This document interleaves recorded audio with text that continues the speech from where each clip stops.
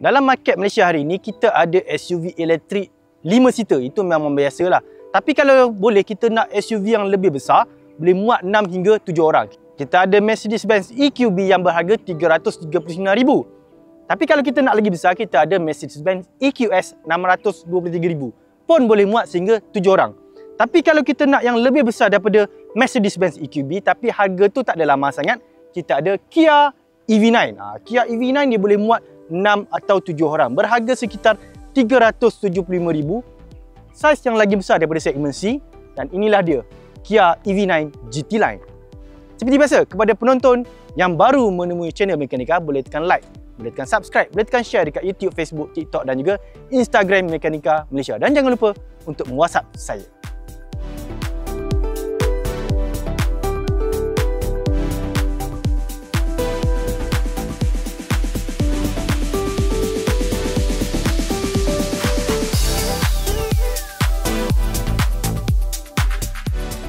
Kalau kita biasa tengok desain-desain yang dihasilkan oleh Peter Schreier, kita akan tengok ni desain ni agak pelik sikit. Sebab kalau Peter Schreier ni kita kena kaitkan dengan Tiger Nose ataupun Tiger Eyeliner. Desain kereta ni dia tak ada. Dia lebih nampak rugged, lebih nampak muscular, macam kereta SUV muscular daripada Amerika. Dan bila kita kaji balik, rupanya desain kereta ni sebenarnya dihasilkan oleh designer baru daripada Kia. Nama mamak ni ialah Karim Habib. Dia sebenarnya berasal daripada BMW sebelum berpindah dan mengetuai untuk rekaan Kia EV9 ni. Dia punya tema adalah Bold of Nature, something like that lah. Dan kalau kita tengok, perincian yang menjadikan Kia ni nampak lebih futuristik berada di bahagian depan. Front grille ni dia letak clean terus, tapi dia gantikan dengan digital light di depan ni. Digital light ni dia ada presence dia sendiri. Dan untuk di bahagian depan ini juga dia ada LED DRL. Ini memang signature untuk Kia. Dan terbaru daripada Kia ialah Small Cube Projection Light. Ala-ala Kia Telluride. Okey, panjang keseluruhan SUV ni adalah sekitar 5015mm. Manakala wheelbase dia pula adalah sekitar 3100mm. Memang dia jauh lagi besar berbanding dengan Mercedes-Benz EQB. Manakala untuk varian yang dijual dekat Malaysia, memang dia akan menggunakan rim 21 inci. Design dia memang macam ni. Memang design macam bulat-bulat, ada 4 spoke. Tapi memang besarlah sebab kedua-dua varian menggunakan varian all-wheel drive. Dan untuk rekaan belakang sebenarnya dia adalah unik untuk Kia EV9. Sebab apa? Dia menggunakan rekaan Star Matte Light Design. Rekaan dia macam ala-ala SUV Volvo XC90. Ada bentuk macam ni dan macam ni juga. Memang itu design trademark ala-ala Volvo. Tapi untuk Kia EV9 ni, design dia agak berbeza sikit dan sebenarnya nampak unik berbanding dengan Volvo XC90. Kia EV9 ni sebenarnya dibina menggunakan platform baru yang dihasilkan daripada gabungan Kia dan juga Hyundai, iaitu platform eGMP serba baru, 800V dia punya architecture. So dekat bawah ni kita ada bateri sebesar 99.8 kWh dan kita boleh charge dengan menggunakan charger biasa 11 kW ataupun bateri ataupun sistem pengecasan DCFC sehingga 350 kW. Untuk sistem 350 kW dia boleh charge daripada 10% sehingga 80% dalam masa 24 minit saja. Tapi ikut pengalaman kita, memang kita takkan jumpa charger 350 kWh. So apa yang saya jumpa adalah sekitar 47 kWh. 47 kW daripada 49% kepada 79% dalam sejam setengah. Ataupun kalau kita gunakan charger yang lagi besar iaitu 150 kW, kita boleh charge daripada 49% kepada 72% dalam masa 15 minit sahaja. Okey, untuk di bahagian dalam ni, rekaan steering ni memang unik kepada Kia ataupun Kia yang menggunakan frame kuasa elektrik lah, sebab dia ada macam ni dan dia ada spoke di bahagian bawah ni.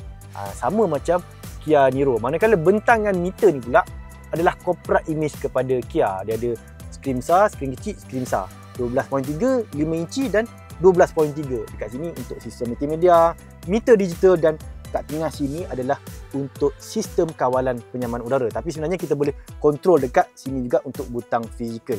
Dan butang-butang ini serta rekaan dia punya skrin adalah sama dengan rekaan steering. Di mana kalau kita tengok kebanyakan model Kia dia dah improve.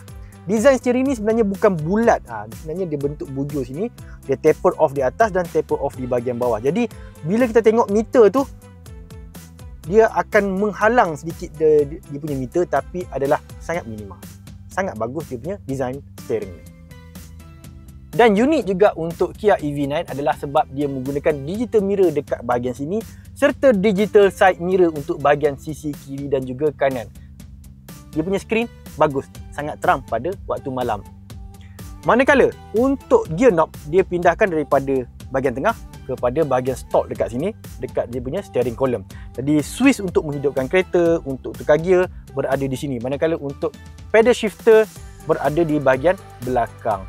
Okey, bercakap berkenaan dengan butang-butang yang ada di depan ni, dia masih ada lagi butang-butang untuk mengawal sistem multimedia. Dia menggunakan haptic switch. Tapi keras sikit. Tapi sebenarnya kalau kita nak enjoy kereta ni, kita kena jadi kaya dan jadi bos. Sebab apa? Sebab kita boleh duduk di bahagian belakang. Pertama, kita boleh tolak seat dekat bahagian depan tu ke depan ala-ala limo, dan kita boleh settingkan kita punya tempat duduk ini ala-ala relaxation mode. Tekan jadi satu butang, dia automatic turun jadi macam ni. Dan kita ada ventilation dekat sini. Kita ada panoramic roof kat atas. Kita ada aircon dekat atas dan juga kita ada switch kawalan aircon dekat bahagian atas. Dan dekat bahagian depan ni juga kita ada storage box. Dan di mana storage box ni kalau kita tarik, dan kita ada meja untuk kita letakkan handphone, nak letakkan minuman, nak letakkan mainan dan juga macam-macam kita boleh letak dekat sini. Ruang dekat bahagian belakang ni pun masih boleh dipuji, masih boleh duduk dengan ketinggian saya sekitar 165 cm. Saya masih boleh duduk di belakang dengan selesa, dan kita boleh masuk di bahagian belakang ni dengan satu switch easy access dekat bahagian atas ni lah. Dan untuk di bahagian belakang kita ada aircon vent, kita ada USB type C, dan yang paling penting kita boleh ubah suai seat penyandang kita dengan menggunakan switch kat sini. Nampak lebih relax sikit. Mulalah boleh tidur dalam kereta. Kan best? Okey, dekat bahagian belakang ni kita ada sekitar 330 liter ruang kargo. Tak cukup besar? Tak apa. Nanti kita boleh lipat dekat sini je. Tengok. Pakai butang kita boleh lipat dan kita dapat lebih kurang 830 liter ruang kargo. Dan dekat belakang ni juga kita ada soket 12 volt untuk dapatkan kuasa sehingga 180 watt ataupun 250 volt dekat bahagian tepi sini. Memang cukup besar lah dia punya power yang boleh keluar. Dan sebenarnya saya lupa nak bercerita, dekat luar tu sebenarnya dia ada ciri V2L. Kita boleh keluarkan sehingga power 3.6 kW. Okey, untuk SUV Kia EV9 ni dia sebenarnya ada dua motor lah, satu motor depan, satu motor kat belakang. Dan kedua-dua motor tadi menghasilkan sekitar 380 horsepower dan 700 Nm torque. Memang pecutan dia tu memang power cukup lah. Sebab 0 ke 100 boleh dibuat dalam masa 5.5 saat. Halaju tertinggi pula telah dihadkan kepada 200 km per jam. Itulah angka-angka untuk SUV yang memang power. Dari segi penggunaan tenaga sebenarnya kereta ni tak berapa efisien pada pendapat saya lah, sebab dia ada dual motor, dia besar, dia berat kan. Dan penggunaan tenaga yang paling minima yang saya boleh buat adalah sekitar 18 ataupun 20 kWh bagi setiap 100 km. Sebenarnya angka tu tak berapa efisien. Kalau kita nak efisien, kita kena letak bawah 15 kWh per 100 km barulah kita kata efisien. Okey, sebenarnya terdapat 3 mode yang kita boleh kontrol lah untuk kita jaga kita punya fuel efficient. Energy efficiency. Sama ada kita boleh guna mode eco, sport ataupun normal. Ataupun satu lagi kita boleh dapatkan satu lagi mode adalah mode yang kita boleh alter sendiri dia punya semua parameter yang ada.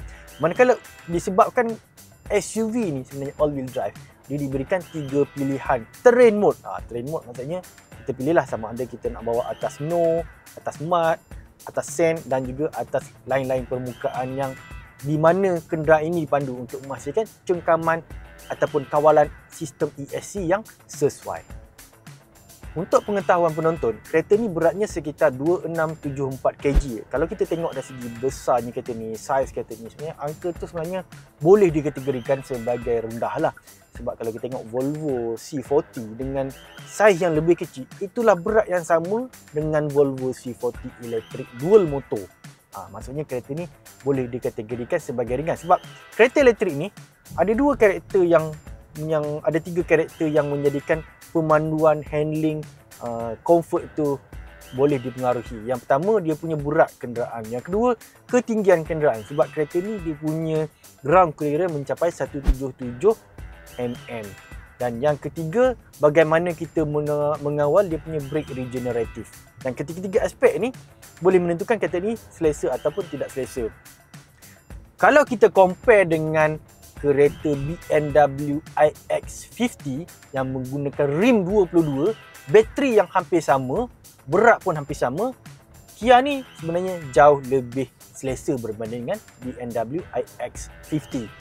Tetapi kalau kita nak compare dengan Audi Q8 yang menggunakan adaptive suspension, air suspension, maksudnya kereta ni masih lagi ketinggalan. Sebab apa? Dia hanya menggunakan sistem spring dan juga penyerat hentak yang pasif. Maksudnya dia tak boleh nak alter dia punya handling tu, dia punya comfort mengikut keadaan pemanduan yang kita nak. Untuk Kia EV9, dia diberikan 4 level regen.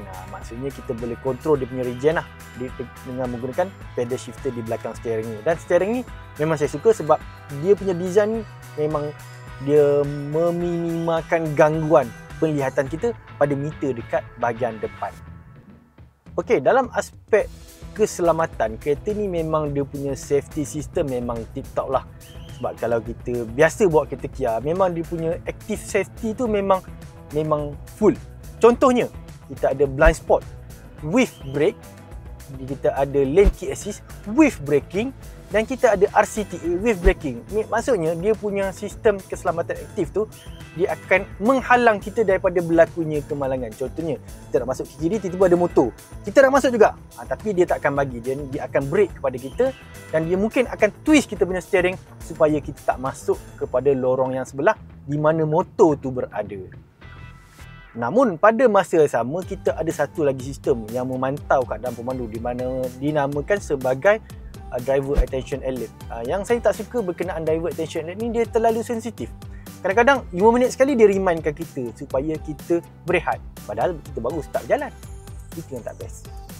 Tapi kalau kita tak nak hidupkan sistem lane keep assist, kita boleh matikan dekat bahagian steering lah. Ada butang yang kita boleh matikan semua ciri-ciri tu. Dan dekat sini juga ada satu benda yang saya suka dan sebenarnya tapi tak suka. Dia ada satu butang kat sini. Sebenarnya butang ni untuk detect kita punya fingerprint. Okey, bila dia detect kita punya fingerprint, dia akan loadkan kita punya maklumat setting steering, setting aircon, setting tempat duduk dan juga pelbagai setting-setting kita yang lain. Tapi maklumat ni kita tak boleh nak sertakan ataupun setkan sekali dengan dia punya sistem macam mana kita nak matikan kita punya sistem safety. Itu pelik. Patutnya kalau kita touch kita punya cop jari sini, kita boleh loadkan kita punya safety setting kita sekali. Tapi Kia tak bagi kita buat macam tu. Okey, komen berkenaan digital mirror pula. Pada masa sama, saya suka digital mirror ni pada waktu malam. Sebab apa? Sebab kalau pada waktu malam, dia punya kualiti gambar, sharpness, dia punya pixel memang cukup terang, cukup baik. Dan kita boleh nampak segala-galanya pada waktu malam. Yang saya tak suka adalah sebab kita perlu ambil masa untuk membiasakan diri kita untuk tengok kita punya digital mirror. Contohnya, dulu kita tengok bahagian tepi, kita just alihkan mata kita dan nampak kenderaan lah. Dan sekarang ni kita kena alihkan mata kita ke kanan dan tunduk ke bawah sikit. Baru nampak lori kat sebelah kita tu. Tu contoh. Contoh kedua yang saya tak suka adalah bila kita basuh kereta ni, dan memang terjadi pada saya, wap air boleh terhasil dalam dia punya housing tu. Dan wap air tu akan mengganggu kita sikit, mungkin dalam 5 ke 10 minit baru benda tu akan hilang.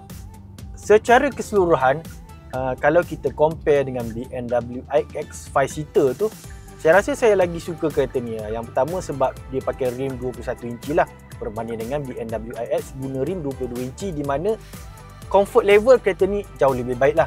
Tapi kita kena ingat, setiap kali kita bawa kereta ni elektrik, kita bawa laju, kita akan create momentum. Dan setiap kali kita nak masuk roundabout laju-laju, kita akan rasa kita nak terlempar keluar. Itu memang masalah pada semua kereta berat. Dan especially pada kereta elektrik, berat itu sebenarnya datang daripada bateri. Itulah punca dia jadi tak sedap. Oh ya, sebelum saya terlupa, sebenarnya kereta ni ada ciri auto park. Memang saya sukalah kereta ni sebab kereta ni besar. Dia panjang dia dekat lebih 5 meter dan bila dia ada auto park, memang senang kita nak keluar dan masuk daripada parking. Okey, apa pendapat kami berkenaan dengan Kia EV9 ni? Dia adalah sebuah SUV, boleh dikatakan dalam saiz D segmen yang besar. Harga dia pun boleh dikatakan berpatutan lah, sebab kalau kita tengok SUV D segmen yang besar, paling dekat yang kita ada hari ini adalah Mercedes-Benz EQS dengan harga RM623,000. Yang ni RM375,000, lengkap dengan 5 tahun jaminan untuk kereta secara keseluruhan ataupun 8 tahun jaminan dengan perbatuan 160,000 km untuk sistem terang kuasa, bateri dan juga motor elektrik. Penawaran tu memang munasabah, harga pun cantik, cun, boleh dengar. Cuma dengan harga yang sama, kadang-kadang kita boleh beli alternatif lain. Let's say kita boleh beli PHEV Volvo XC90. Sebenarnya dia bergantung kepada cara kita menggunakan kereta ini. Kalau kita nak design yang lebih sporty, nak design yang lebih futuristik, trend kuasa elektrik, memang inilah jawapan dia. Dia memang tak ada saingan dalam kategori yang dia ada hari inilah, iaitu SUV D segmen 6 ataupun 7 tempat duduk. Kalau nak 7 tempat duduk, harganya lebih murah sedikit berbanding dengan variant 6 tempat duduk. Sekian saja review kami berkenaan dengan Kia EV9. Okey, kepada penonton yang baru menemui channel Mekanika, boleh tekan like, boleh tekan subscribe, boleh tekan share dekat YouTube, Facebook, TikTok dan juga Instagram Mekanika Malaysia. Dan jangan lupa untuk menyokong kami dekat Disney Hotstar.